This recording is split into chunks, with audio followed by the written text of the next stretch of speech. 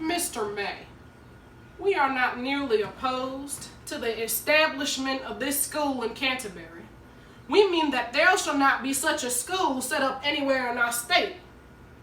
The Negroes can never rise from their manal condition, and they ought not be permitted to rise here. They are an inferior race of beings who ought not be seen as the equals to whites. Africa is the place for them. And that nigger school has no place in Canterbury nor anywhere else in this state. In 1957, 9 African American students were the focal point of what is known today as the Little Rock Crisis. Among those trailblazing pioneers is Elizabeth Eckford with a story unlike no other. In the play, In White America, we ask the audience to understand the hardships that African Americans faced and still experience today on a daily basis in this country.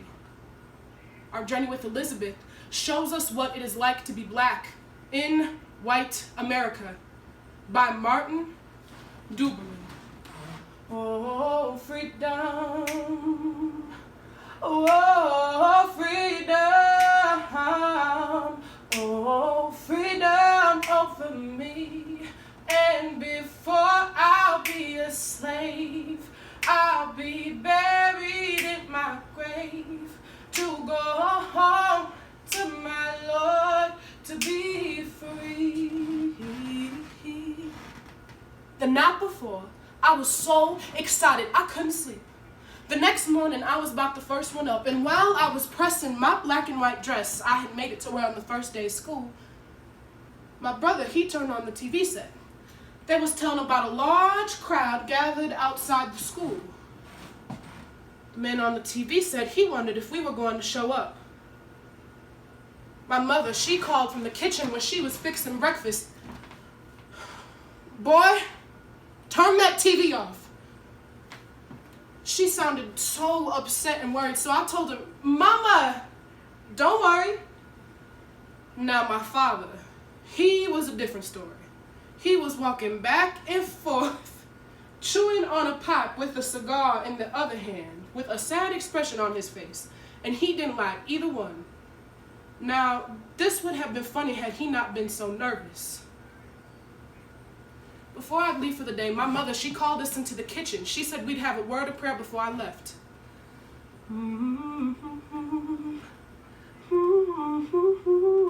And then I got on the bus and I got off a block away from the school. I could see a large crowd of people standing across the street from where the soldiers were guarding Central.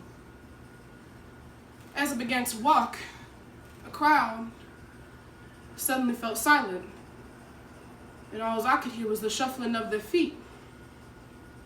I kept on walking, and then I heard someone shout, "Here she comes, get ready!" I decided I'd keep on heading towards the school, and then the crowd started to move in closer. They started following me and calling me names. I wasn't too scared though, just a little bit nervous. And then all of a sudden my knees began to shake, and I began to wonder if I'd be able to make it to the center entrance only a block away. It was the longest block I had ever walked in my life. When I finally made it up to the school, I walked up to a soldier and he just looked straight ahead, didn't pay no attention to me. He didn't let me through to pass him. I just looked up at the school. It was so big, and to my right, I see another soldier, and he starts letting some white students go through. So when I'm able to muster up the courage and steady my knees, I walk up to him. He too didn't move. So I tried to squeeze past him, and when I did, he raised his bayonet at me. Then the other guards, they closed in on me, raising their bayonets at me. They stared at me with the mean glare. I didn't know what to do.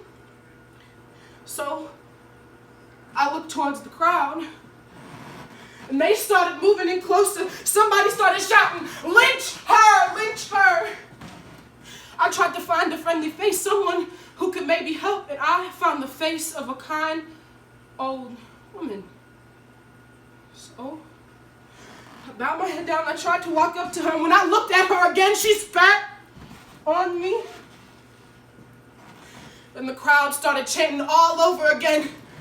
Drag this nigger over to a tree, we gonna take care of her.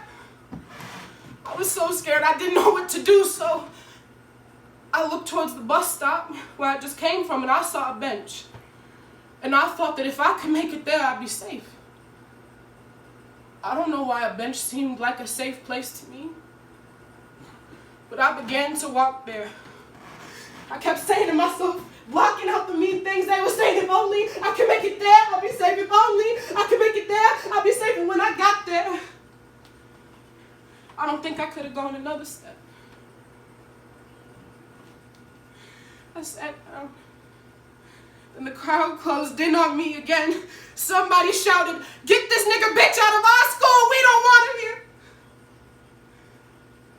And then a white man sat down beside me, and I thought something was very bad was going to happen. He put his arm around me, and he whispered in my ear,